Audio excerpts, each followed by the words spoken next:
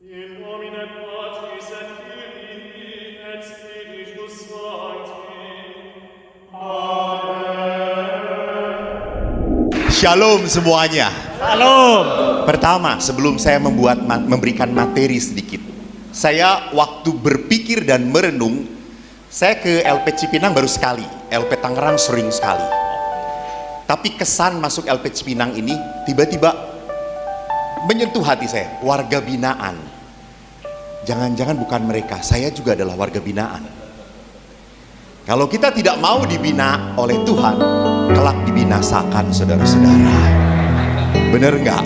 Benar. Jadi jangan berpikir warga binaan itu adalah terminologi, istilah yang merendahkan. Dah, warga binaan itu adalah istilah yang mengingatkan kita. Siapa lo? Siapa gue? Kita harus sadar siapa dia. Maka pada saat itu saya sadar, saya juga dibina oleh Tuhan. Yang kedua, sungguh sebuah kejujuran bagi saya, mohon maaf. Saya ketemu jenderal gampang banget, ketemu Anda susahnya, aduh bila setan kata saya.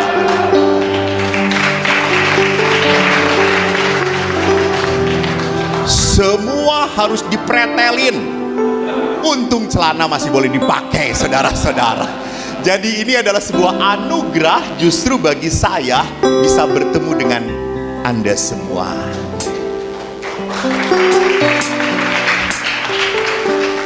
Saya ingat sebelum memberi renungan sama-sama, ada sebuah lagu yang kita pakai untuk merenung pada sore hari ini.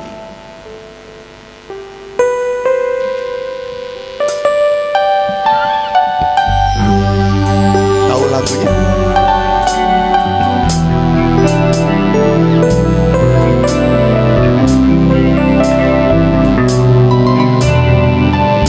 Tahu ya? Ya sudah, jangan dinyanyikan.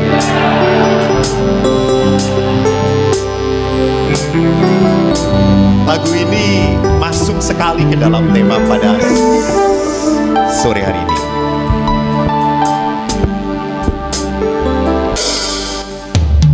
Terkadang kita merasa ada jalan terbuka, tak ada lagi waktu, terlambat sudah.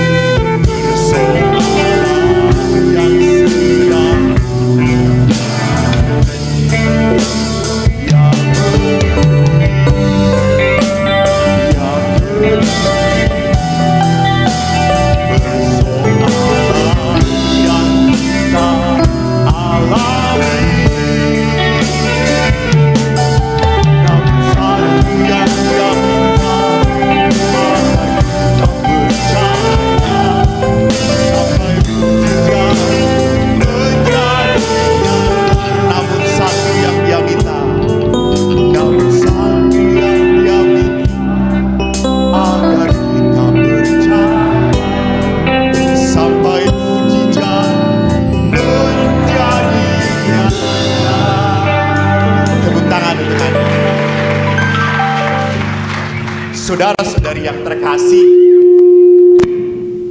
kalau kita berkata apakah iman urusan Tuhan dan hidup urusan kita, rasanya tema ini, maaf, boleh dikatakan terlalu sombong. Jangan disejajarkan Tuhan dengan kita. Kita ini Tuhan dehem sedikit, mati lu, mati kita. Jadi mari kita lihat sekarang apa yang saya mau bawa kepada Anda. Kita mau berbicara tentang penderitaan. Maaf, siapa yang tidak menderita di tempat ini? Betul, Anda gila kalau tidak menderita. Jadi penderitaan itu adalah bahasa Tuhan mendidik kita. Jangankan, sorry ya, saya yang salah menderita, yaitu akibat kita. Yang baik pun bisa menderita. Siapa? Dalam perjanjian lama, Ayub. That's good. Itu hebatnya. Bapak, saya di gereja saya ngomong siapa? Nggak ada yang ngerti. Di sini langsung Ayub. Keren banget. Mungkin karena banyak penderitaan ya jadi kenal banget gitu ya. Betul. Orang benar saja menderita. Bahkan mengapa pada saat itu Tuhan mengizinkan. Kau boleh cobain dia, asal jangan ngambil nyawa dia, itu hak saya. Jadi ingat, kadang-kadang penderitaan itu dibiarkan oleh Tuhan untuk apa? Melihat kesetiaan kita. Karena yang paling sulit itu manusia itu setia. Waktu janji dengan Tuhan, saya setia dengan dia sampai mati Tuhan, istriku. Lihat yang Baheno, lu mata kemana-mana lo.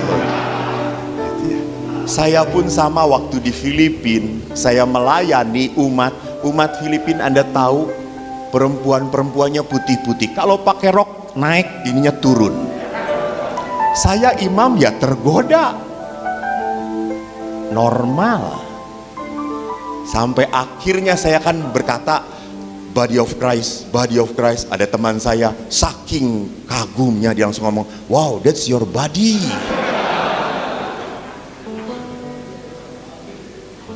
Jadi lihat bahwa jangan pernah berpikir hidup itu setelah kita mengikuti Tuhan akan serba dimudahkan. Dah. Bahkan tadi dikatakan kita di depan diskusi, namanya anak-anak PL tuh diskusinya hal-hal yang rohani. Karena ketemu pastor. Coba di antara mereka. Jadi memang orang-orang kadang-kadang pada saat mau jadi baik, kadang-kadang mau bertobat, tiba-tiba godaan akan berat. Betul. Di sini, nanti saya keluar baik. Aku akan bersujud di hadapan istriku, mohon ampun. Setelah keluar, lihat seperti di rumah retret tomat. Di rumah retret tobat, balik lu kumat. Digoda, gak gampang. Namun lihat saja, kalaupun orang benar digoda dan akhirnya menderita, apa yang dilakukan oleh Ayub pada saat menderita? Ini menarik.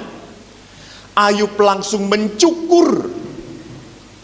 Ayub langsung apa? Duduk di atas abu. Dan Ayub ingat berteriak apa? Dengan telanjang aku keluar masuk ke dunia ini, dengan telanjang aku akan kembali kepada Tuhan. Tuhan yang memberi, Tuhan yang mengambil. Terpujilah nama Tuhan. So jadi Ayub tahu apa? Bahwa hidup itu hanya anugerah dari Tuhan. Anugerah. Pada saat Ayub menderita, Ayub melihat teman-temannya ngomong, bertobat lu, bertobat. Ayub berkata, salah saya apa? Jadi memang penderitaan itu ada nilai satu pedagogi membuat kita harus bertobat penderitaan karena salah saya. Misalnya, saya makan tahu senang dengan cabai, saya makan banyak, mencret. Saya tidak mengatakan kepada Tuhan, Tuhan mengapa engkau mencobai aku dengan mencret ini? Tuhan berkata, lu mencret gara-gara rurakus. Salah saya. Tetapi juga ada penderitaan yang dibiarkan oleh Tuhan terjadi. Supaya apa? Supaya saya menjadi orang yang lembut pada penderitaan orang lain. Supaya saya tidak kasar pada orang lain. Supaya saya bisa berbelas kasih pada orang lain. Maka itulah yang penting, bahwa penderitaan itu menjadi alat bagi Tuhan supaya hati saya menjadi mudah tergerak oleh belas kasihan, tidak tega melihat penderitaan orang lain. Dan Allah pun memperlihatkan lewat Yesus, anaknya. Dia menderita. Maka memang penderitaan sekali lagi bukan sesuatu yang asing di dalam hidup manusia. Hanya seringnya apa? Kita punya iman kuat, kita berdoa pada Tuhan. Oke, tidak salah. Tetapi seringkali doa tidak sesuai dengan hidup sehari-hari. Ini yang salah. Maka Ibu Teresa pernah ditanya, Ibu, apa resepnya supaya hidup perkawinan kuat? Ibu Teresa hanya berkata, you must pray and forgive. You cannot forgive if you do not pray. Jadi Ibu Teresa berkata, kamu harus berdoa dan memaafkan, mengampuni. Kamu tidak akan pernah bisa mengampuni kalau kamu tidak berdoa. Kenapa demikian? Karena pengampunan itu milik Tuhan. Tuhan yang bisa mengampuni. Kita manusia kalau disakiti, apa kecenderungan kita kalau disakitin? Balas. Lu ambil tempe gua ambil jatah makanan elu gitu ya. Lebih berat lagi biasanya membalas itu. Tetapi kita diajari untuk mengampuni, dan mengampuni itu adalah kekuatan dari Tuhan. Saya pernah cerita, dan itu kehidupan saya. Di dalam kehidupan saya tidak terlalu akrab dengan ayah. Ayah saya tentara, Pak Frans. Galak sekali tentara. Anda tahu tentara mainnya tangan. Ayah saya pangkatnya hanya pembantu letnan. Lalu di kantor punya komandan. Pulang ke rumah ayah jenderalnya. Dan saya anak pertama. Dihajar habis saya. Saya pernah sekali oleh ayah dilempar pakai sepatu tentara yang tinggi. Gigi saya patah, bibir saya pecah. Saya kabur dari rumah. Itu terjadi waktu saya kelas 5 SD. Saya nangis. Saya berkata, Eko ini anak bapak atau bukan? Saya sampai marah. Saya masih ingat waktu itu saya marahnya bagaimana. Pak, nanti gede Eko bales. Sekarang Eko masih kecil, gak berani. Saya ditempeleng gara-gara apa? Gara-gara ketahuan merokok. Jadi cikal bakalnya PL, anak-anak yang suka berontak itu ada di diri saya. Tapi saya bukan lulusan PL. Saya lulusan Seminari Mertoyudan. Wah, itu sekolah. Kalau PL itu tidak dilirik oleh Tuhan gitu ya. Kalau seminari itu berkenan di mata Tuhan. Jadi saya masuk seminari, saya memang sejak kecil ayah sudah mengatakan jangan merokok. Merokok kamu habis. Tapi kan saya bergaul dengan teman-teman. Teman-teman merokok kok. Kalau nggak merokok kita bukan friend. Akhirnya saya merokok. Pulang ke rumah ayah tahu kamu merokok. Enggak, masa Eko kecil merokok? Kamu merokok? Enggak, kamu merokok. Saya ditempelin, prak. Iya. Pembantaian terjadi. Saya dipukul dan ayah marah karena saya menatap ayah. Tidak boleh. Saya menatap ayah langsung melempar dan pecah. Saya kabur. Dan tidak dicari oleh ayah. Karena ayah berkata, anak bapak 4, hilang 1, masih 3. Dan yang hilang ini adalah yang paling bodoh bagi ayah. Lalu akhirnya saya dicari oleh ibu saya. Bu, ibu yang mencari saya. Saya bilang, Bu, pulang, udah malam. Gak mau, nanti kalau pulang pas saya dipukul lagi. Karena ayah saya itu kalau marah bersambung. Ada bab 1, bab 2, bab 3. Pas saya pulang, saya sudah siap-siap. Nanti paling dipukul lagi oleh ayah. Lalu akhirnya saya datang. Saya kan masih pakai baju putih yang berdarah karena bibir saya pecah. Ayah dengan dingin berkata, mandi. Saya langsung mandi. Di situ ada ember yang anget, air anget. Saya mandi. Wah, setelah mandi paling dihajar. Keluar mandi, kami rumah kecil. Saya buka kamar mandi, saya sudah lihat ayah diam berdiri. Duduk. Pas duduk, saya diberi makan. Kamu dari siang belum makan. Saya diam. Saya takut. Ayah duduk percis depan saya. Lalu ayah berkata, kok maaf, ayah memukul kamu terlalu keras ya. Maafkan ayah. Anda tahu, sakit itu hilang dari hati saya. Dan saya belajar memaafkan dari ayah. Kenapa ayah yang begitu keras bisa meminta maaf pada anaknya? Karena saya ingat ayah adalah pendoa yang baik. Dia berkata, saya bohong pada Tuhan kalau saya menjadi seorang ayah yang sombong. Maka dengan ibu pun ayah sangat menghormati. Ibu di masa akhir, ibu saya sudah meninggal dunia 11 tahun yang lalu. Setelah ibu keluar dari pekerjaan, ibu langsung stroke, tidak bisa apa-apa. Dan yang mengurus ibu ayah. Mandikan, bereskan. Dan 4 tahun ayah menggotong ibu, sampai akhirnya ayah harus ke rumah sakit. Dan ayah divonis apa? Penjepitan tulang belakang. Anda tahu, waktu divonis itu ayah menangis. Saya kaget, saya jarang melihat ayah menangis. Lalu saya tanya, ayah kenapa kamu menangis? Saya nggak bisa gotong ibu kamu lagi. Siapa yang mau gotong ibu kalau bukan saya? Sehingga saya tanya, ayah kenapa kamu begitu setia pada ibu? Padahal sudah sakit, nggak mau tinggalkan. Nah, sewaktu muda dia sudah baik pada saya.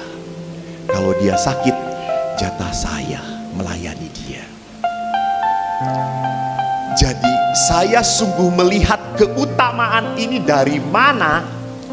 Dari kedekatan dia dengan Tuhan. Hanya Tuhan, pada saat kita dekat dengan Tuhan, maka Tuhan pun memberikan apa? Hatinya kepada kita.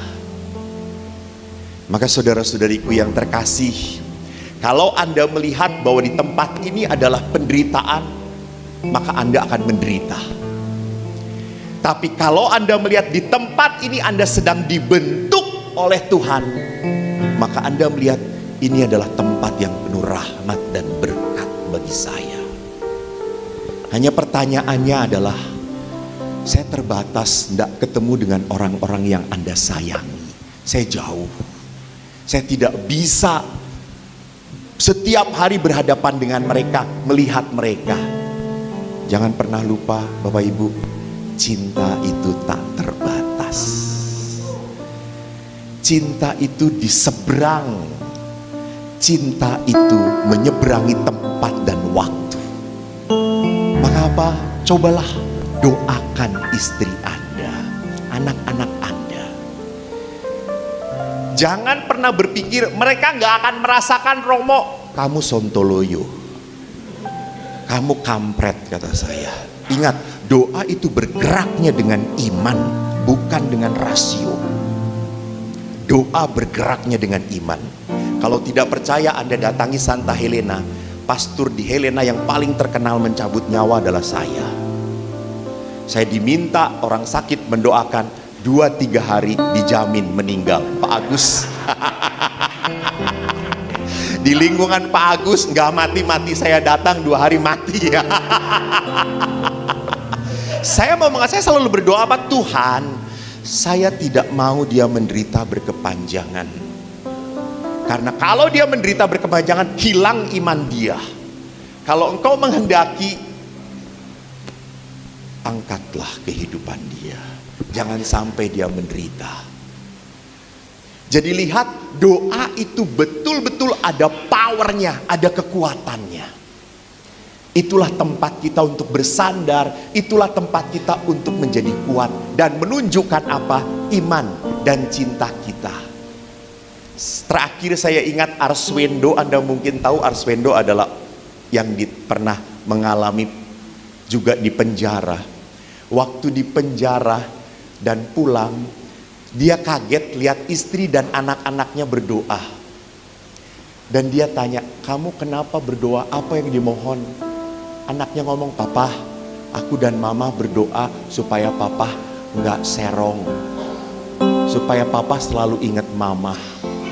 Dan dia mengatakan, Romo, itulah sebabnya saya tuh tidak pernah jatuh hati kepada wanita lain.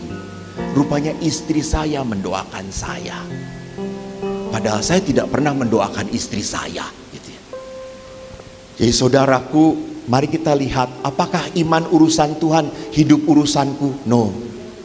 Iman adalah kekuatan hidupku. Tuhan memberkati. Terima kasih. Iwo. Dari penjelasan Romo itu memang saya punya kesimpulan bahwa iman itu berkaitan sekali dengan doa.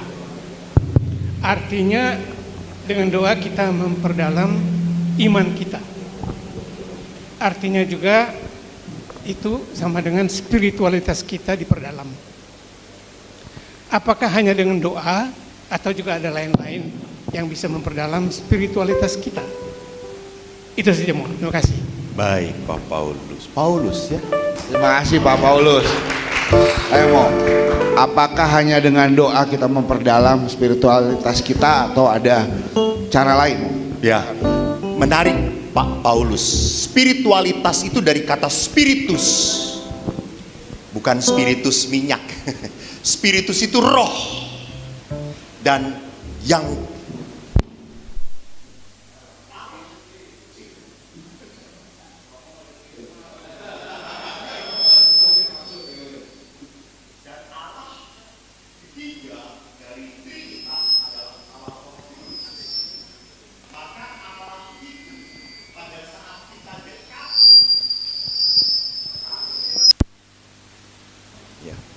kalau Allah itu harus kita dekati, tentu dalam roh. Tentu dalam roh. Maka doa adalah tempat kita berkoneksi dengan Allah. Benar.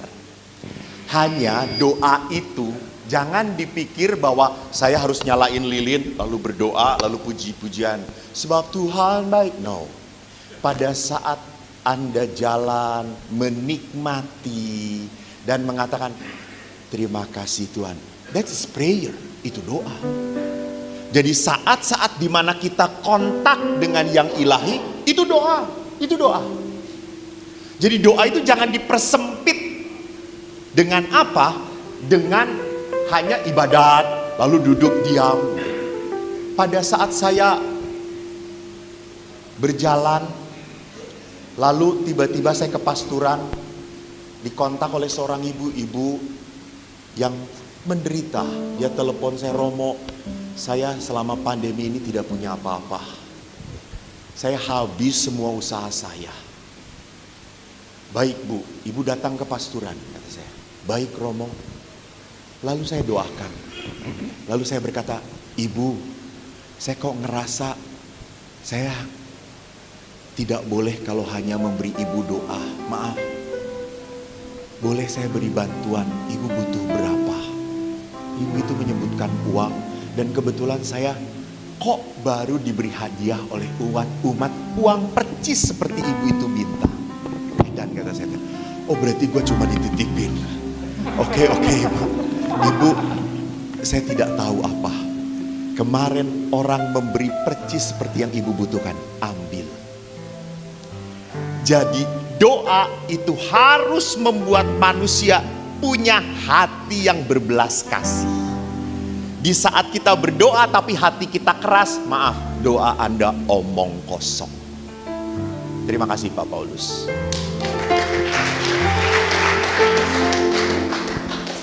Oke, baik. Ada lagi mungkin teman-teman? Oh iya, silakan Pak.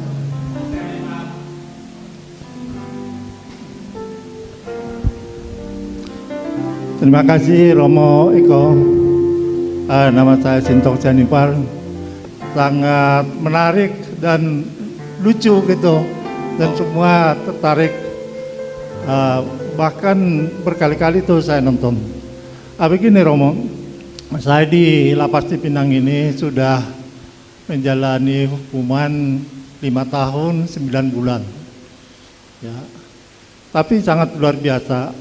Awal-awalnya saya protes, berontak, kok saya masuk gitu. Bahkan 10 orang satu perkara dengan saya sudah bebas. Tapi dari antara 10 ini 3 diantaranya sudah mendahului, sudah meninggal Pak. Jadi 1 meninggal waktu ditetapkan jadi tersangka. Kemudian 1 waktu dia ditahan selama seminggu di Ruji, rumah Cipinang sebelah. Dan 1 setelah pulang 2 bulan, setelah pulang bebas meninggal. Puji Tuhan, saya di sini masih sehat-sehat aja. Bahkan yang sangat luar biasa saya rasakan, dulu waktu di luar saya sering sakit-sakitan Romo. Sekarang di sini saya begitu sangat sehat. Ya. Salah satu yang saya ingat, saya dulu waktu di luar saya udah divonis kanker walaupun stadium dini. Jadi penyakit saya kanker, kemudian gula, kolesterol, asam urat. Kira-kira 2 hari sebelum saya ditahan, artinya udah P21, saya check up. Rupanya semuanya itu yang tadinya positif jadi negatif. Artinya saya udah siap untuk masuk sekolah kehidupan. Ya, dalam perjalanannya Romo, terus terang waktu di luar saya dan mungkin teman-teman juga baca 1 bab aja Alkitab nggak nyampe. Tapi puji Tuhan di sini saya udah mau ketiga kali dari Kitab Kejadian sampai Wahyu. Ya, yang saya tanyakan Romo, waktu di luar Tuhan itu sangat jauh dari saya dan saya juga sangat menjauhi Tuhan. Tapi di sini semakin dekat. Yang saya rasakan waktu saya berdoa Romo. Saya berdoa waktu anak saya ujian di Universitas Sumatera Utara, Fakultas Teknik Sipil. Saya minta didoakan dia. Pak, saya doain. Saya nanti ujian jam 2. Oke nak. Kebetulan di kamar saya sendirian, saya berdoa jam 8 pagi. Benar-benar dengan hati yang sangat konsentrasi saya. Saya berdoa, berhenti berdoa, ada suara Pak.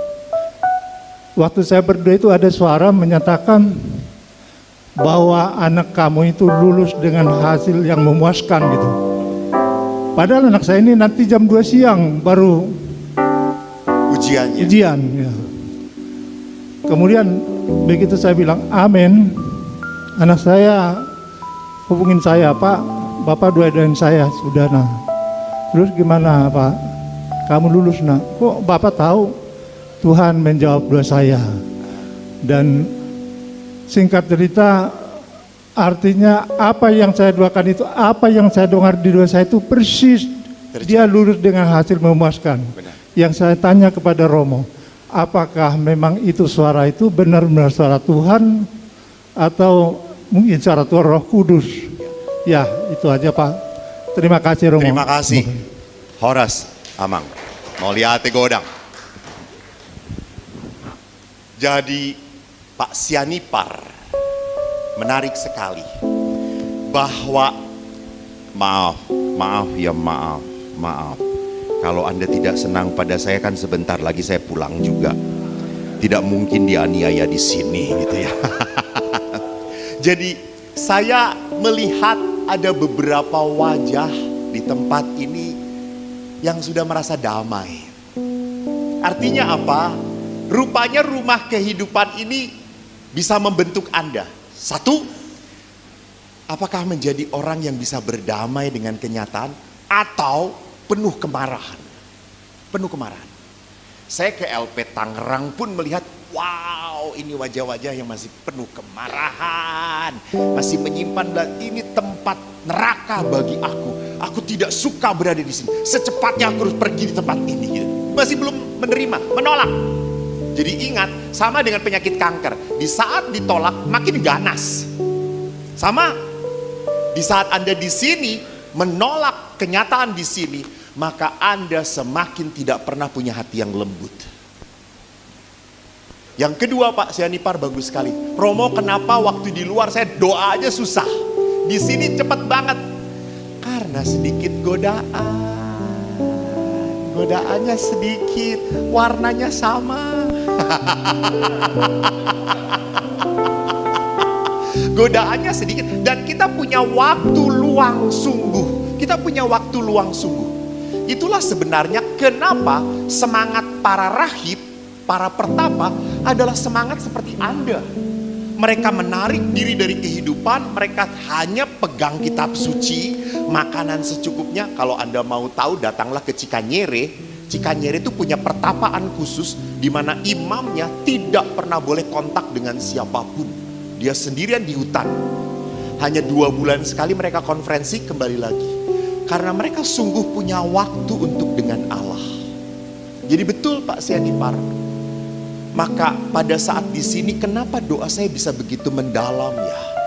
Kok saya bisa merasakan, bahkan akhirnya hati saya peka dan Roh Kudus pun tiba-tiba sebelum terjadi sudah mengatakan apa yang akan terjadi. Maka semakin bersyukurlah Pak. Kalau Bapak punya karisma ini, pakailah untuk mendoakan saudara-saudara Bapak. Ini adalah karisma, talenta, the gift from God.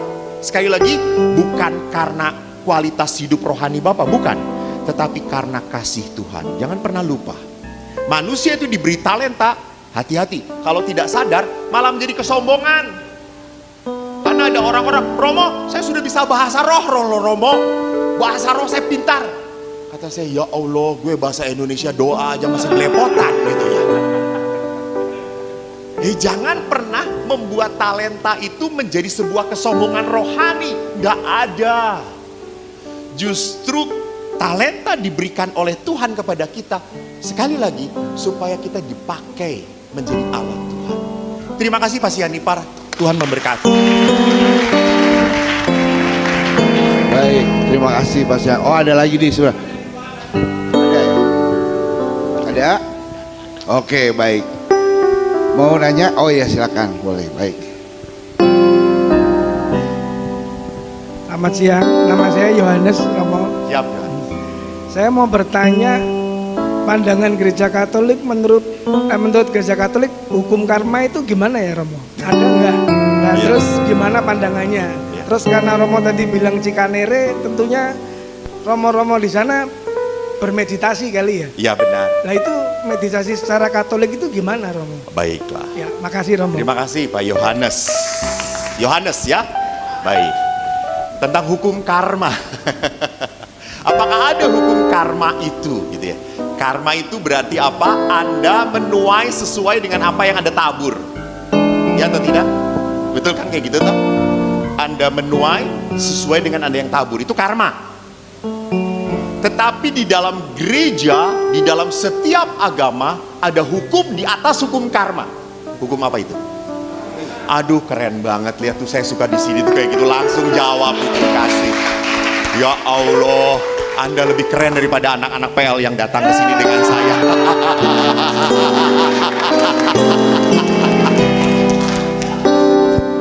Kasih, kerahiman, kemurahan hati. Kemurahan hati. Hanya jangan pernah berpikir begini. Saya sekarang bertanya ya pada, oke, kita bagi dua kelompok, kepada kelompok dari tempat saya dan Anda semua. Kalau mereka salah, mereka menggantikan Anda tinggal di sini. Untung gua moderator doang.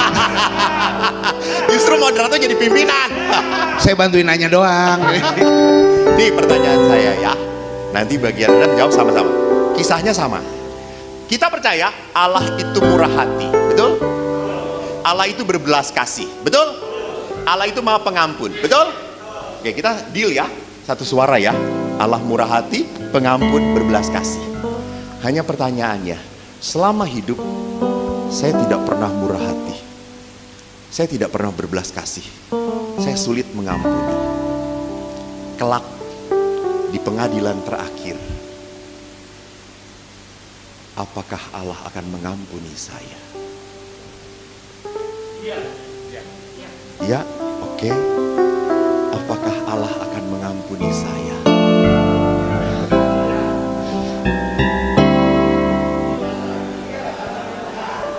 Terjadi perpecahan. Siapa yang iya? Iya, siapa yang tidak? Siapa yang tidak? Oke, baik. Lihat, kita percaya Tuhan Maha Rahim, Tuhan berbelas kasih, Tuhan penuh pengampunan. Saya di dunia tidak pernah bisa berbelas kasih, tidak mengampuni, tidak Maha Rahim. Jangan lupa, Yesus berkata, engkau akan diadili seperti engkau berlaku pada saudaramu. Oke, ada 10 orang yang bisa digantikan sama anak-anak ini.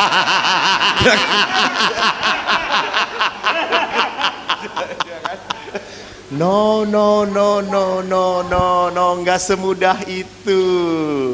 Jadi Allah belas kasih Allah itu diterima bukan, yes, gue udah jadi anak Tuhan nih, udah terberkati. Hidupmu kampret, dia kampret. Nggak bisa. Ingat Allah membeli 10, minta balik berapa? 20, 100. Allah itu membungakan kita loh. Allah tidak mau hidup kita pas-pasan. No way. Allah ingin hidup kita itu membawa berkat. Selama kita tidak pernah berbelas kasih, bagaimana mungkin Allah berbelas kasih? Ingat pada saat engkau mengatakan aku, Tuhan, Tuhan, siapa kamu? Kan Tuhan berkata, barang siapa memberi minum pada yang haus, memberi makan pada yang lapar, dia memberi makan aku. Jadi lihat Bapak Ibu, inilah hukum belas kasih. Jadi pertanyaan kembali, apakah hukum karma terjadi? Di saat-saat tertentu bisa terjadi. Tetapi di saat-saat lain ada hukum belas kasih yang bisa membuat kita apa? Tidak menerima akibat itu. Jadi bisa terjadi iya. Ada kasus kedua yang pernah ditanyakan pada saya, Romo, jadi orang Katolik itu enak. Karena di gereja Katolik itu ada pengampunan dosa. Ya. Jadi saya tanya, enaknya apaan? Romo, selama-lamanya dosa aja terus ya Romo. Mau mati baru pengampunan dosa. Kan dosanya dinolin. Lo sontoloyo kata saya itu. Tidak ada. Kita diampuni tapi tetap menanggung akibat dosa. Jangan lupa. Jadi kita diampuni, that's right. Tapi akibat dosa harus tetap ditanggung. Contoh, Anda berumah tangga dengan istri Anda tentunya. Anda mengkhianati istri Anda. Lalu Anda say sorry. Maaf, gue gak akan ulang. Maaf, saya kilaf banget. Maaf, Beb. Gue gak akan lakukan lagi. Oke, Han, lu jangan lakuin lagi ya, oke. Tapi suatu saat dia ngomong, gua mau ini reunian. Hey babe, Han, hati-hati ya. Lu pernah nyakitin gue. Sekali lagi pulang gue cincang lo. Jadi artinya apa? Pengampunan, tetapi kepercayaan dia pada pasangan berkurang. Ingat, dengan manusia kayak gitu. Tetapi pertanyaan saya, Kalau dengan Allah akan seperti itu tidak? Cinta Allah tetap sama. Sebelum Anda berdosa, saat Anda berdosa, dan setelah Anda berdosa, bahkan sebelum bertobat pun, cinta Allah tetap ada.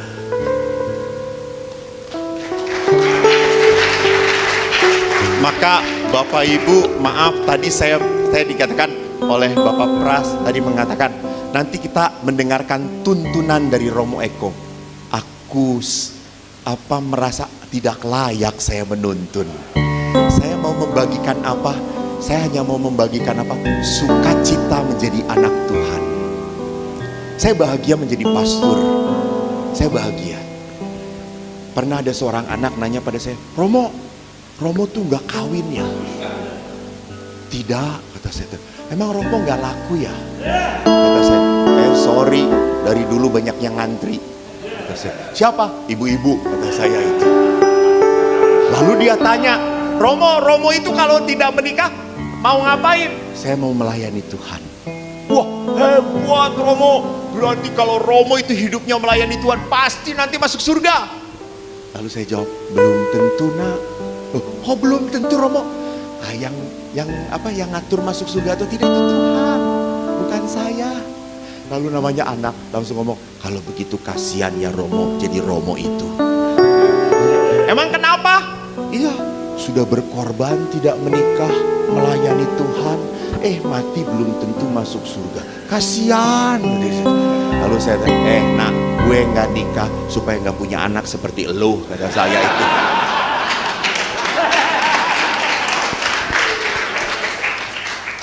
Jadi ini yang ingin saya sharingkan, bahwa berita keselamatan kitab suci yang Anda baca, yang Anda punya, disitulah kekuatan Tuhan, disitulah tempat hiburan Tuhan. Maka mari kita dekatkan hidup kita dengan apa yang Tuhan mau lewat bacaan itu. Pak Yohanes, meditasi semacam apa yang diajarkan? Isi kok Pak, meditasi itu mudah kok. Meditasi adalah apa? Masuk ke dalam kesadaran, keheningan. Jadi kan biasanya kita kalau makan cepet-cepet, semuanya jadi gak kerasa, cet, pokoknya kilat. Akhirnya kita tidak bisa menikmati, betul atau tidak? Betul kan? Kalau kita cepet-cepet, akhirnya kita tidak bisa menikmati. Nah, meditasi itu berarti apa? Saya pada saat makan, saya kunyah, saya nikmati. Dan di situ menghasilkan apa? Enak, syukur. Itu meditasi. Jadi merasakan, menjadi slow motion lah, betul gitu. Jadi pada saat jalan pun saya seringkali, karena gereja kami Helena besar, sore hari gereja Helena besar sekali, banyak tamannya, saya jalan kaki diam, tenang gitu. Sampai ada ibu-ibu kadang-kadang, namanya ibu-ibu ngomongnya gitu ya, gitu. Ibu-ibu Helena, bukan ibu-ibu di sini. Gua nggak berani.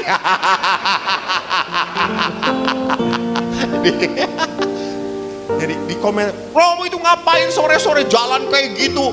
Bukan kunjungan umat, pelayanan pada umat. Kata saya, justru orang tidak akan pernah bisa melayani dengan benar kalau tidak bersatu dengan Allah. Jadi meditasi adalah saat bagi kita untuk menikmati, merasakan, menyadari.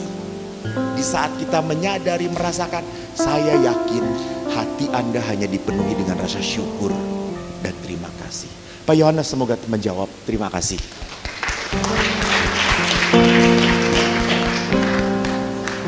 Oke, ada lagi? Iya. Pak Pras juga mau bertanya. Suruh. Salam. Sebenarnya tadi saya tidak mau Romo, tapi sedikit agak terusik gitu. Izin ketua, izin kawan-kawan semua. Nama saya Raymond Pardede. Saya seorang advokat, saya seorang ahli kepailitan dan ahli nyanyi. Begini Pak Romo, kemarin saya sudah lihat topik ini. apakah iman urusan Tuhan dan hidup urusanku? Tadi malam saya jawab, iman urusanku, hidupku urusan Tuhan. Itu jawaban saya. Tadi saya mendengar acara soal, saya agak keluar sedikit, soal pengampunan dan memaafkan. Ini mungkin yang sangat sulit, karena urusan kita ini kan urusan sama Tuhan Romo. Memang sebelum saya masuk ke sini, dendam saya, amarah saya berapi-api di kamar itu. Maaf ya Tuhan kalau saya akan lepas. Ini kan terbuka kita ya. Jadi jangan kita berbicara manis-manis saja, karena Tuhan tahu. Kalau saya waktu itu yang menyakiti saya, mau saya habisin aja tadinya secara manusia. Tapi kan istri saya juga seorang dokter teologi ya. Ya. Hanya dia bilang, Pak, tinggalkan itu, lupakan itu, maaf, sorry. Sampai sekarang senpi saya itu nggak tahu disimpan di mana sama dia, nggak tahu. Kenapa kok yang menyakiti kita itu? Saya bilang sama Tuhan, Tuhan, yang menyakiti kami ini kok hura-hura, pesta, luar biasa. Yang saya lakukan, jujur, boleh kita mengatakan, kalau saya bilang saya tidak salah, orang pasti bilang, lo udah di penjara lo, pasti kita tetap guilty, oke? Tapi saya yakin dengan diri saya, siapa yang saya lakukan itu soal kepailitan. Itu Bumi Asih yang saya pailitkan, utangnya 1,3 triliun. Tapi begitu di persidangan, kita disangkakan 378, ternyata sampai di sini 263, aneh. Tapi saya bersyukur adanya sekarang hakim ditangkap, Sambo ditangkap. Ini Tuhan sudah menunjukkan dia punya kekuatan. Hakim Agung ditangkap. Jadi yang saya maksud Romo, dari tadi saya sebenarnya sampai saya bilang sama Pak Beni sama ini, saya bertanya enggak, saya bilang sama adik-adik saya bertanya enggak, karena saya bertanya pun sebenarnya dengan rasa sakit gitu, soal pengampunan tadi. Karena anak saya pun, saya di HKBP yang di Jalan Jambu, anak saya semua di Katolik, alumni Katolik. Bagaimana kau Tuhan, saya bilang, izin Romo, kita kurasa bersengketa, berargumentasi dengan Tuhan boleh kok, boleh ya. Tuhan, saya bilang, saya tidak bisa bohongin kau. Waktu saya 3 Januari ya, mungkin di luar sudah, saya baru sini 9 bulan, tapi di luar sudah 5 bulan. Sebelum saya masuk, saya matikan mobil di pinggir jalan, saya kebetulan di Ancol berkegiatan. Tuhan, kita mau bicara dulu lah. Dia bilang, saya nggak bisa bohongin Tuhan. Kita berdua nih Tuhan nih. Apapun yang saya lakukan, dia tahu. Kenapa si Anu itu kok bisa begitu enak-enak ini segala macam dirampok dari saya. Maaf keluar dari mana. Emang hakim ini hakim bejat juga, saya bilang. Kalau saya masuk di sini perkara, di sini baru diperiksa. Ini baru di tengah, tapi Tuhan sudah menunjukkan sekarang. Makanya saya mau hubungi Alvin Lee, ya. Kayaknya Tuhan itu begini, kayaknya menurut saya. Begitu saya berseteru, bagaimana enaknya sialan itu, bla bla bla bla bla bla bla. Kok saya harus masuk? Kok Tuhan nggak kasihan lihat anak cucu saya bilang. Kok nggak kasihan gitu? Begitu hebatnya saya berseteru di mobil itu, akhirnya. Itulah kalau orang bilang kapan Roh Kudus datang. Saat saya sudah begitu naik begini, cep, dia cooling down gini. Saya rasakan di situ Roh situ datang. Ya, Raymond katanya, oke, kamu marah sama dia, marah Tuhan. Marah. Kamu mau habisin, mau saya habisin sekeluarga.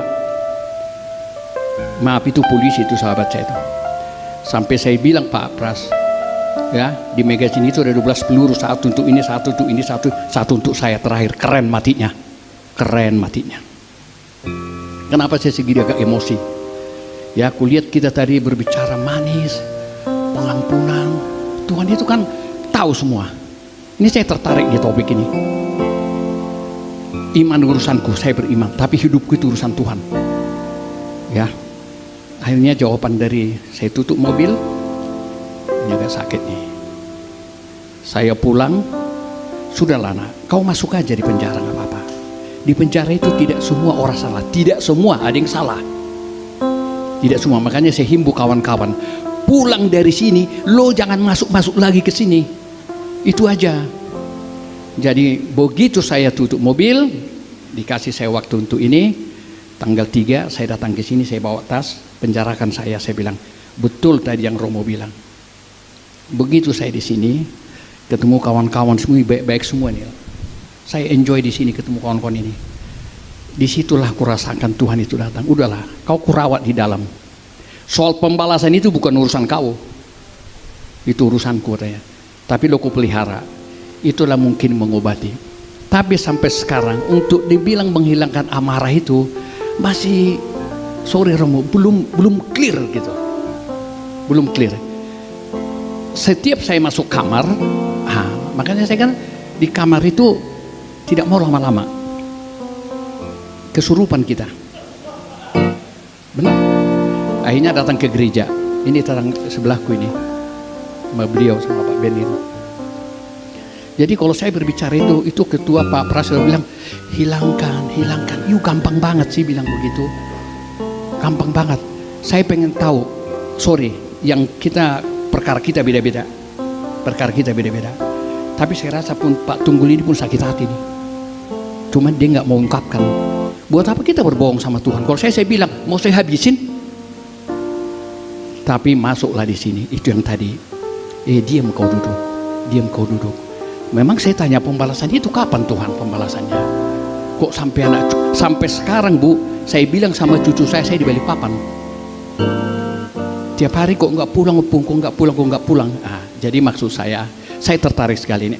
Saya urusan iman saya, berimanlah saya supaya bisa Tuhan memelihara hidupku. Nah, bagaimana cara menghilangkan tadi Romo amarah itu yang mau saya tanya. Coba dikasihkan saya obatnya yang sedikit, jangan terlalu, coba pikiran preman lah. Saya sedikit agak preman dikit ya. Kalau Alkitab ya pasti ya, karena ya kita sama-sama anak kolong barangkali. Tadi ada cerita anak kolong ya. Tolong bagaimana caranya menghilangkan itu? Memang sudah hilang, tinggal 30% lagi belum hilang. Ya. 30% lagi ya. Oke.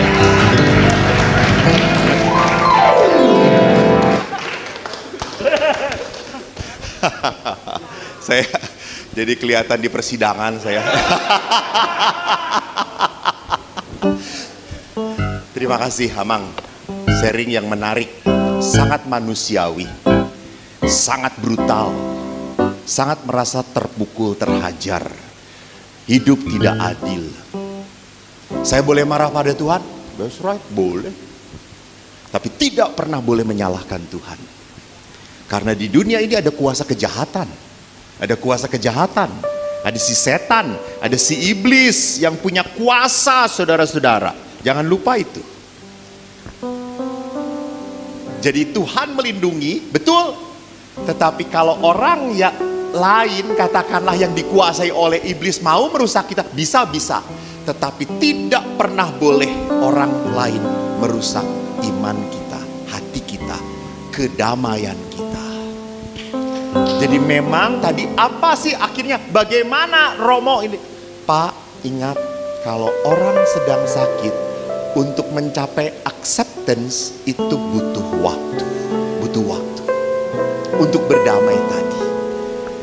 Jadi ada saat-saat tertentu saya marah. Pengalaman saya 25 tahun saya di rumah retret, tidak pernah dipindah-pindahkan. Pastor-pastor lain dipindah-pindahkan. Sampai beberapa umat itu tanya, Romo tuh enggak pindah-pindah karena bodoh ya? Itu saya berkata, betul. Saya bodoh, saya nggak pantas untuk memimpin umat. Sehingga saya di rumah retret terus, mendampingi anak-anak. Sampai saya pernah bicara dengan pimpinan, saya kok nggak dipindah-pindah. Yang lain sudah pindah, berpastoral kemana-mana, banyak paroki, banyak gereja dia layani. Saya tidak. Lalu pimpinan saya berkata, kamu mau jadi pastor, ingat kita mengikrarkan kaul. Pertama apa? Ketaatan. Kamu tahu ketaatan itu apa? Ya tahu. Jadi saya harus taat dengan pimpinan. Lalu dia mengatakan, karena kamu harus taat, maka sekarang kamu kembali ke Pratista. Tetap di sana. Jujur saya mau mengatakan, saya keluar jadi pastor.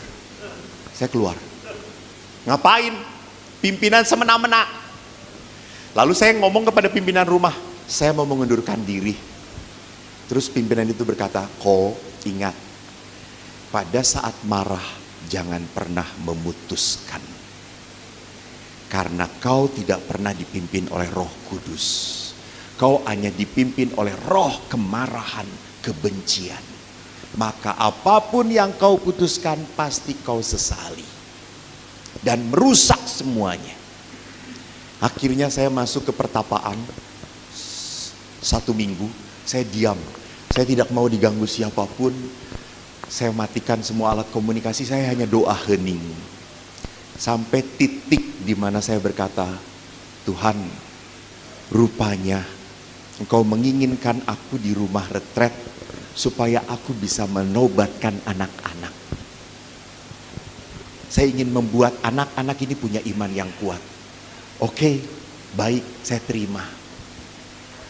Jadi Bapak, apa resepnya?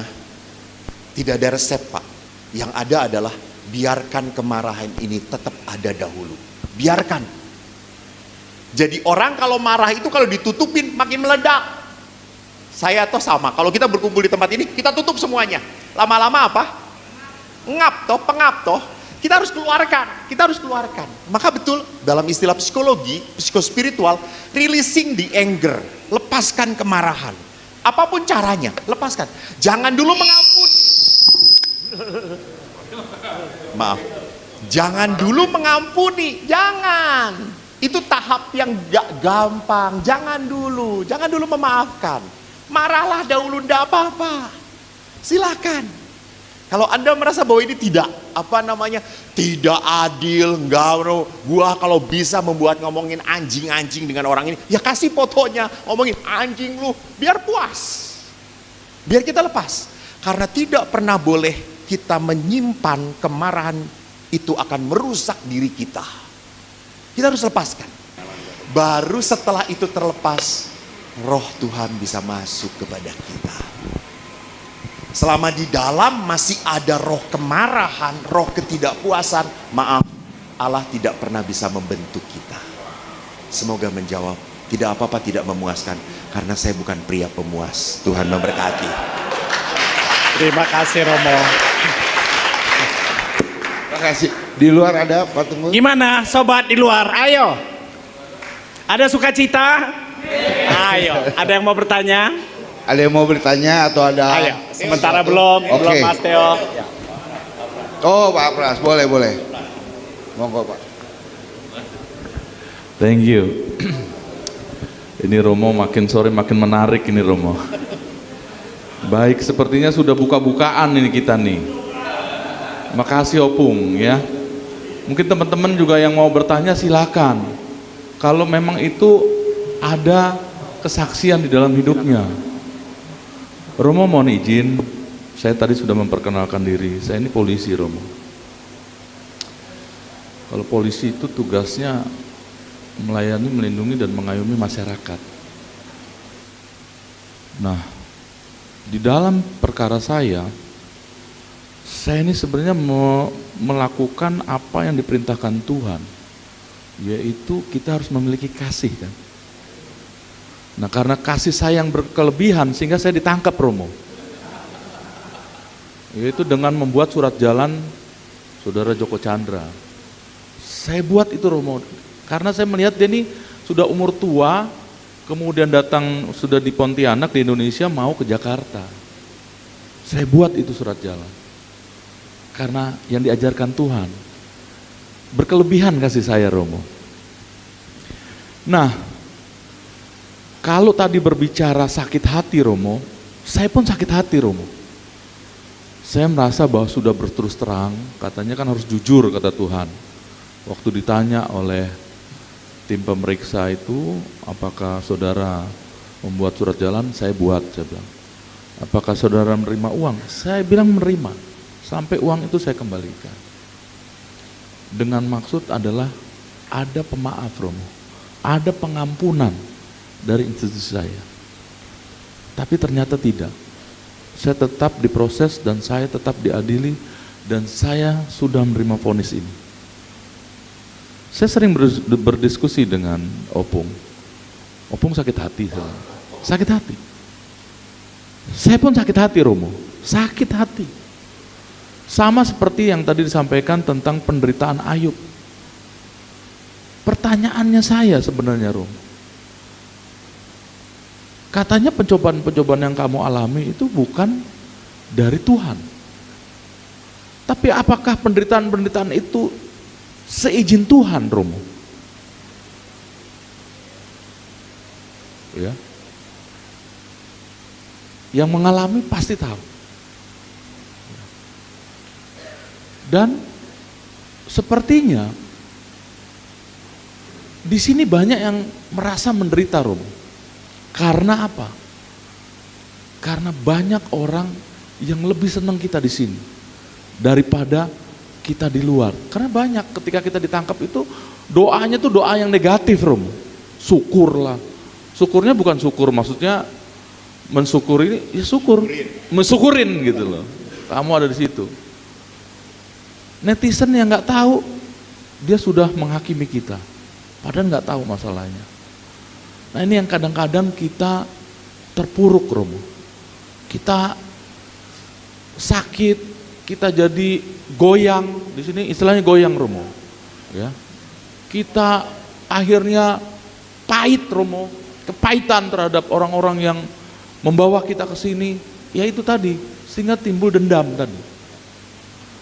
Nah, ini pertanyaannya Romo, ini menarik ya, karena memang kadang-kadang iman ini suka goyang itu sendiri, Romo.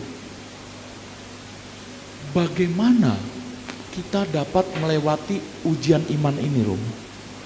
Sehingga kita ini kembali normal, ya, walaupun tadi sudah disinggung masalah Pak Ferdi Sambo dan sebagainya.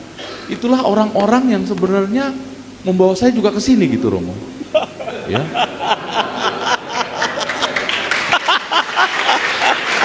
Loh. Jangan bangga pangudi luhur. Saya juga bangga dengan Akademi Kepolisian.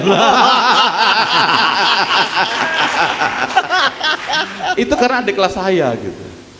Korban Sambo. Ya, jadi jeruk makan jeruk ini, ya. Jadi, tapi Romo, ternyata memang kehidupan di sini itu mengubah kita menjadi orang yang kenal dengan Tuhan, orang yang mengerti akan firman Tuhan. Di Mazmur 109, saya nggak tahu, saya hanya baca saja. Itu doa tentang orang yang kena fitnah. Di salah satu firmannya mengatakan bahwa jabatanmu akan diambil, istrimu akan lupa saya, pokoknya di ayat 8 itu mengatakan demikian, dan anak-anakmu tuh akan susah gitu. Dan itu terjadi, Romo. Ketika saya hanya berdoa dan membaca firman itu, saya nggak tahu tujuannya kepada siapa. Tetapi kok kelihatannya sepertinya Tuhan sekarang ini memperlihatkan orang-orang yang memang selama ini saya perkirakan itulah orangnya. Nah, pertanyaan saya, Romo, ya, karena sudah mulai sore ini, udah mulai, saya lihat muka-mukanya udah mulai berubah ini. Masih mau terus nggak nih teman-teman? Nah, terus ya. Nah, itu Romo semangatnya. Pertanyaannya yang pertama, bagaimana melewati ujian iman ini, Romo? Sehingga kita nih kuat di dalam sini. Ya, dengan berbagai masalah, berbagai macam kasus di sini. Karena sebenarnya sama, tetapi kasusnya berbeda-beda ini, Romo.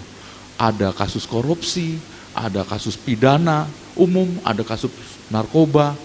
Ini yang kita alami di sini. Yang kedua, Romo,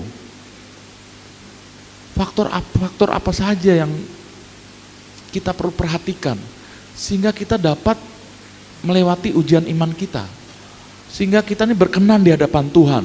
Seperti tadi Romo katakan, kita diampuni nggak sih gitu loh? Diampuni kalau kita itu pret kan gitu. Tapi kalau kita berubah, nah Nah, ini yang sepertinya harus kita lakukan. 2 pertanyaan ini Romo mohon kami dikuatkan. Tuhan Yesus memberkati. Terima kasih Pak Pras, terima kasih. Opung, mana Opung? Sudah tidak ada. Dalam persidangan kan kalau melarikan diri berarti tidak setuju dengan ini. Opung dengan Pak Pras, terima kasih. Saya langsung tadi merenung. Saya mungkin seorang pastor yang godaannya tidak terlalu banyak. Jadi hidup tuh seperti mengalir begitu saja. Mungkin saya kalau menjadi Anda, hidup seperti Anda, mungkin bisa jadi saya lebih parah dari Anda.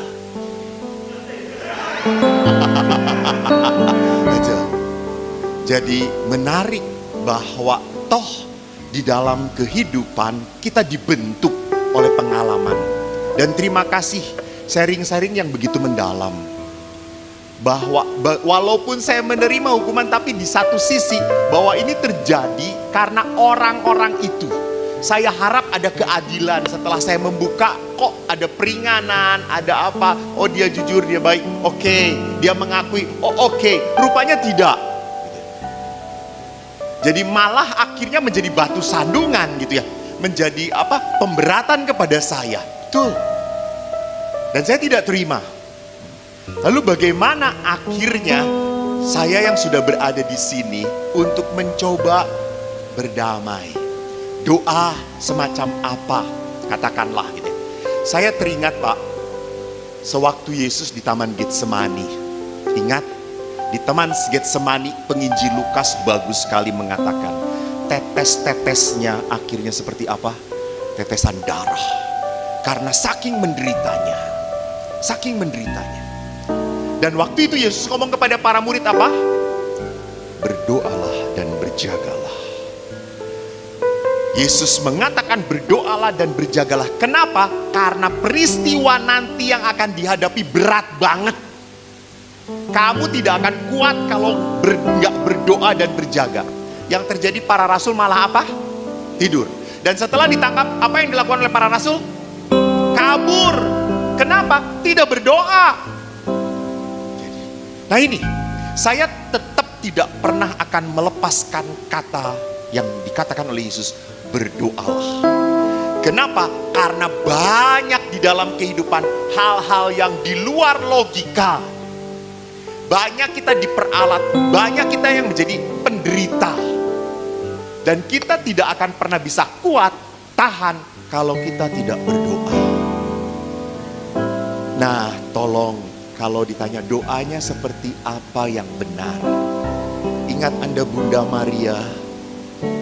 Di dalam doa Bunda Maria selalu berkata, aku ini hamba Tuhan. Hamba Tuhan. Jadi dia meletakkan dirinya sungguh di depan Tuhan sebagai yang tidak layak dan tidak pantas. Maka kalaupun begitu banyak kejahatan, penderitaan boleh menghantam hidup saya, menghantam keluarga saya, tetapi jangan sampai kejahatan itu mengambil cinta Tuhan dalam hati saya. Maka disinilah Bapak Ibu yang terkasih, tidak mudah untuk doa apa? Menyerahkan. Karena Teresia Avila pernah berkata, doa itu apa? Membuka tangan pada Tuhan. Lalu Tuhan melihat apa yang kita punya. Kadang-kadang Tuhan mengambil apa yang kita punya dan naruh sesuatu dan disuruh genggam sekarang.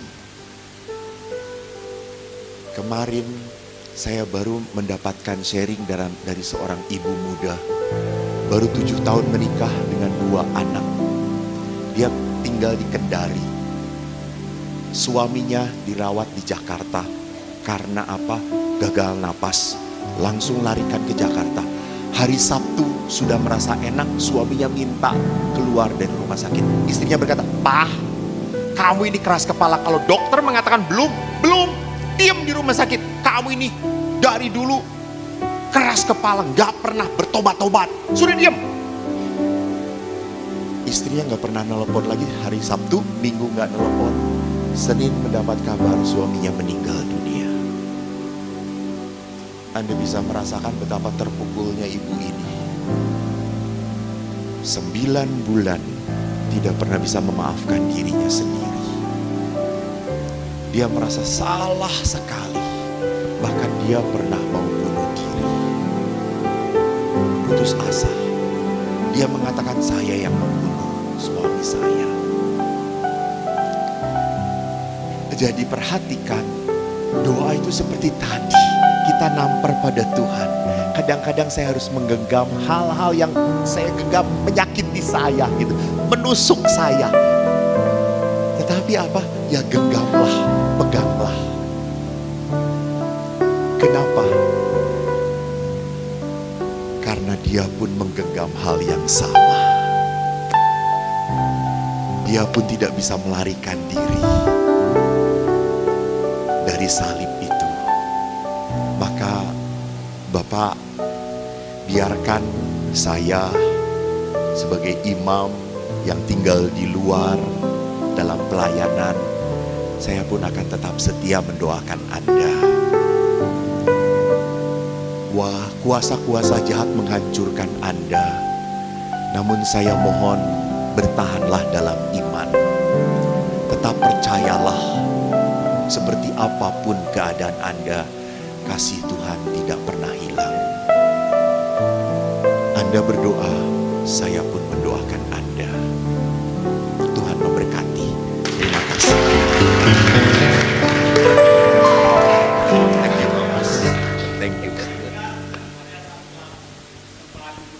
Ya, mendengar dari Pak Tunggul tadi Romo ya, dan teman-teman yang lain juga, memang banyak hal yang mungkin kita nggak pernah tahu apa yang terjadi di luar ya Pak Pras ya, dan teman-teman yang alami di sini juga. Kita kan selalu di luar tuh ngerasa bahwa yang masuk penjara itu bersalah ya, walaupun kita juga tahu pasti ada kelemahan dalam sistem, tapi itu yang kita punya. Dan sistem itu juga yang menjalankan manusia. Manusia pasti banyak salahnya juga. Manusia banyak godaannya Pak Tunggul ya. Godaan itu banyak hal ya. Tadi udah banyak sekali teman-teman yang bertanya dan itu dibahas. Godaan-godaan yang membuat kita, tadi Opung masih marah, masih apa. Mungkin kalau bisa saya coba rangkum ya Romo ya, yang membuat kita masih punya rasa ganjel atau apa, karena memang kita masih punya keterkaitan dengan duniawi. Jadi mungkin hal-hal, saya nggak tahu nih Romo, nanti mungkin diluruskan ya. Seringkali kita kecewa karena akan hal yang menimpa kita, masalah-masalah yang menimpa kita ini, karena selalu ada urusannya dengan duniawi dan materi. Dan semua orang-orang yang punya godaan ini juga seperti tadi Romo bilang, mungkin jadi pastor lebih sedikit rasa godaannya ketimbang kita yang menjalankan hidup sehari-hari bukan sebagai biarawan, karena godaan kita jelas lebih banyak, sehingga perspektif kita melihat suatu hal, sudut pandangnya akan sangat berbeda ya Mo ya. Nah mungkin tadi Pak Tunggul juga sudah sampaikan juga, mungkin ada tips terakhir ya Romo ya, bagaimana kita menurunkan perasaan-perasaan putus asa pertama, kemudian membentuk harapan baru, walaupun terkadang beberapa teman-teman punya kasus yang dan vonis yang berat ya. Dan mungkin juga bagaimana tadi seperti Opung Raymond tadi sampaikan gitu ya, bagaimana mengikis rasa dendam ini. Romo udah sampaikan ya, berjalannya waktu pasti kita akan lama-lama mulai merasakan. Tadi Opung juga sampaikan ya, oh setelah gue di sini gue merasa nih ada Roh Kudus yang berbicara. Sebelumnya dendam, dan ternyata ada jalan Tuhan yang menyelamatkan Opung masuk sini. Kalau tidak, Senpi itu udah jadi barbuk jadinya. Sehingga ini adalah jalan Tuhan untuk menyelamatkan Opung sebenarnya, untuk masuk di sini. Kalau menurut saya, kita nggak pernah tahu, kayak tadi Romo bilang, berdoa itu membuka tangan.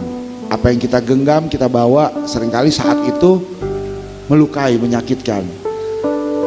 Tapi kalau misal kita menggenggam duri begitu lama, ternyata akhirnya tangan kita kapalan untuk masalah yang lain, ternyata kita lebih kuat, kita lebih tahu cara menghadapinya. Nah, ini berkaitan dengan acara kita sore hari ini, diskusi kita, ngobrol-ngobrol kita segala macam. Tertulis ya, jelas di sini. Jadi apakah memang iman dan hidup itu urusan siapa? Urusan Tuhan kah, urusan kita kah? Tapi ternyata semuanya itu berkaitan ya.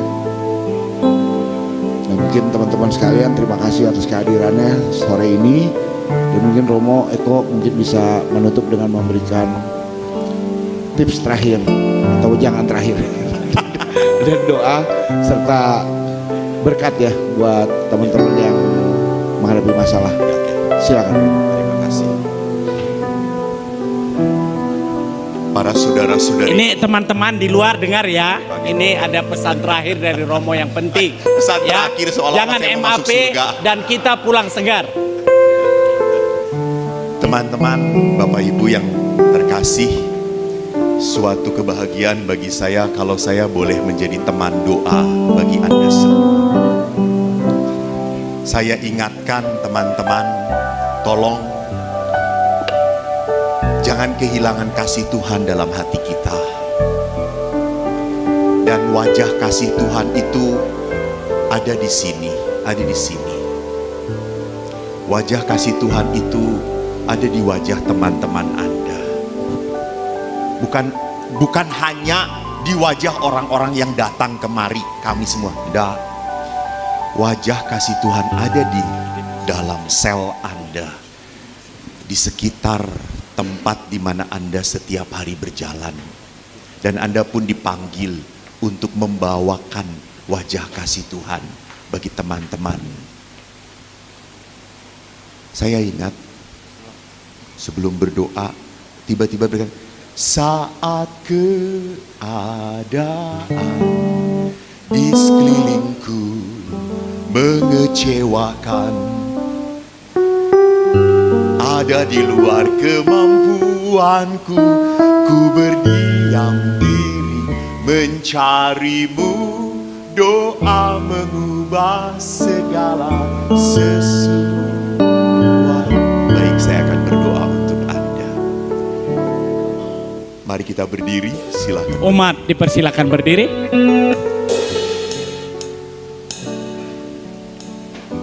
Dalam nama Bapa dan Putra dan Roh Kudus. Amin. Amin. Allah yang Maha Rahim, Engkau Bapa dan Tuhan kami. Kami bersyukur kepadamu Tuhan, Kau sungguh menghembuskan Roh Kudus di tempat ini, sehingga kami bersama-sama boleh melepaskan kepenatan hidup kami, kepahitan, kesedihan. Namun kami tidak mau pulang sebagai manusia-manusia yang memberontak dan kecewa. Kami ingin menjadi manusia-manusia yang tidak kehilangan cinta-Mu. Biarkanlah banyak orang menyakiti kami. Biarkanlah banyak orang ingin menghancurkan hidup kami. Tapi kami percaya cinta-Mu tak pernah seperti itu Tuhan. Maka Tuhan, ulurkan tangan-Mu bagi anak-anak-Mu ini, bagi saudara-saudaraku. Hiburlah mereka yang merasa kesepian, yang merasa ditinggalkan, yang merasa hidup ini tidak adil. Hiburlah mereka Tuhan. Berikanlah kemurahan-Mu dalam hatinya. Jamah hati mereka, pulihkan mereka. Hanya Engkau kekuatan kami Tuhan. Hanya di dalam Engkau ada kasih, ada pengampunan dan sukacita. Biarkanlah Roh-Mu yang berhembus di dalam hati mereka. Tuhan, kala mereka sendiri dan kesepian, kami percaya Kau tak pernah meninggalkan mereka. Maka kami mohon kepadamu, turunkanlah berkat-Mu atas mereka. Semoga di tempat ini menjadi tempat yang penuh berkat. Semoga di tempat ini menjadi tempat di mana Engkau semakin nyata, dimuliakan, ditinggikan, dan kasih-Mu sungguh hadir melindungi anak-anak-Mu ini. Berkat Allah melimpah dalam hidup Anda, Bapa dan Putra dan Roh Kudus. Amin. Tuhan memberkati. Tuhan Terima kasih. memberkati.